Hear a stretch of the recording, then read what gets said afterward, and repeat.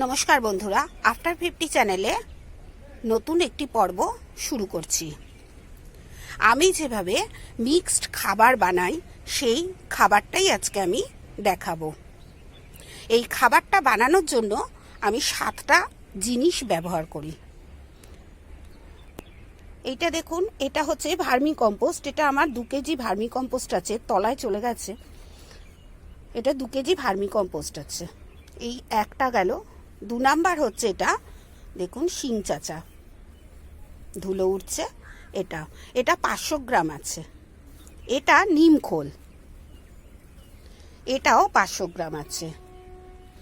আর এইটা হাড় গুঁড়ো, এটাও আছে 500 গ্রাম। আর এইটা সর্ষের খোল, 250 গ্রাম নিয়েছি।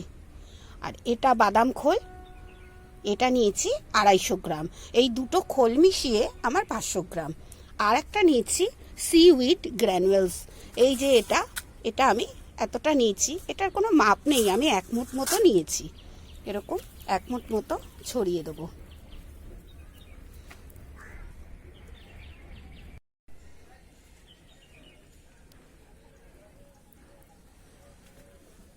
দেখুন বন্ধুরা, আমি এইভাবেই মিক্সড খাবার বাড়িতে তৈরি করে নিই। এইটা আমি শীতকালে দেব। এটা 250 নিয়েছি, মানে সর্ষের খোল 250 নিয়েছি। এই মিক্সড যে করব সারটা, সেটার জন্য সর্ষের খোল যে 250 নিয়েছি আর 250 বাদাম খোল নিয়েছি। গরমকালে আমি এই সর্ষের খোলটা আর দিই না। এই তখন এই 500 বাদাম খোল এর সঙ্গে মিশিয়ে নিই, মানে সর্ষের খোলটাকে একদম বাদ দিয়ে দিই আমি। যদি কখনো দরকার পড়ে আমি তখন সর্ষের খোল ভিজিয়ে খুব পাতলা করে জল দিই গরমকালে। আর এইগুলো সব মিশিয়ে আমার মিক্সড সার তৈরি হবে।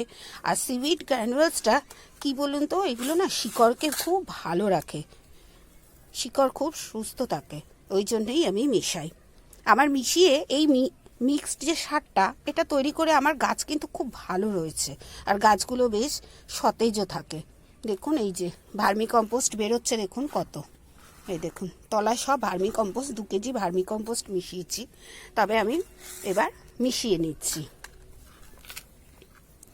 আমি হাত দিয়েই মিশাই সব কিছু।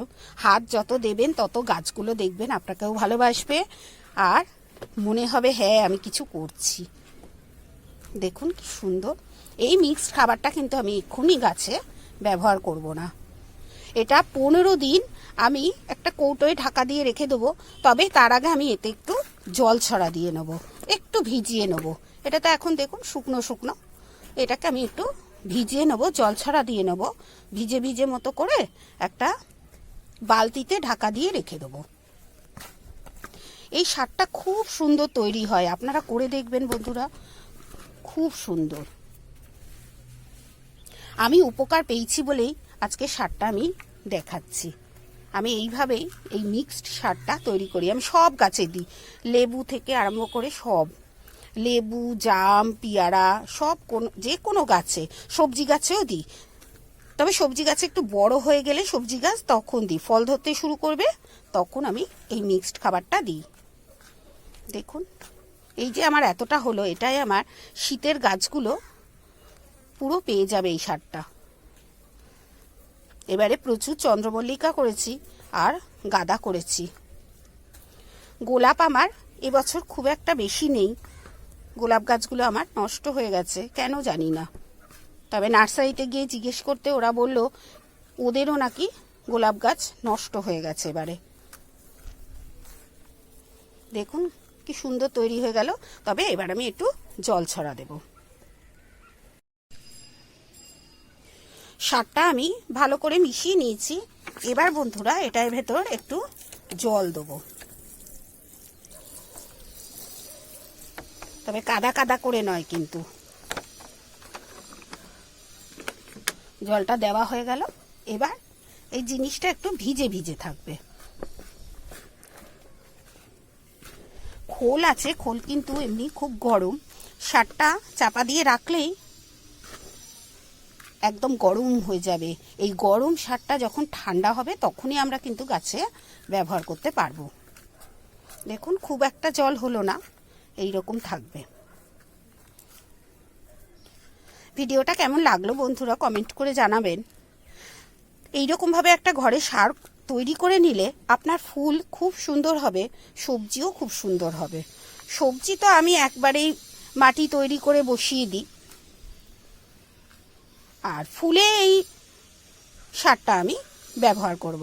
তবে ফুলটা গাছটা একটু বড় হয়ে গেলে, এখন তো সর্ষের খোল ভিজিয়ে যে পাতলা জল করে আমি দিচ্ছি সব গাছে, আর এইটা দেব যখন একটু ফুল আসবে কিংবা গাছটা একটুখানি বেশ বড় হয়ে যাবে, তখন এই সারটা আমি ব্যবহার করব। দেখুন বন্ধুরা কি সুন্দর আমার সারটা তৈরি হয়ে গেল। এটা এবার আমি 15 দিন একটা বালতিতে রাখি, বালতিতে রেখে চাপা দিয়ে রেখে দেবো, যাতে সারটা একদম তৈরি হয়ে যাবে। সব কিছু এই 7টা জিনিস দিলাম, 7টা জিনিস একে অপরের সঙ্গে বেশ সুন্দর মিশে একটা সুন্দর সার তৈরি হয়ে যাবে। তাহলে বন্ধুরা আজকের মতো ভিডিও এখানেই শেষ করছি।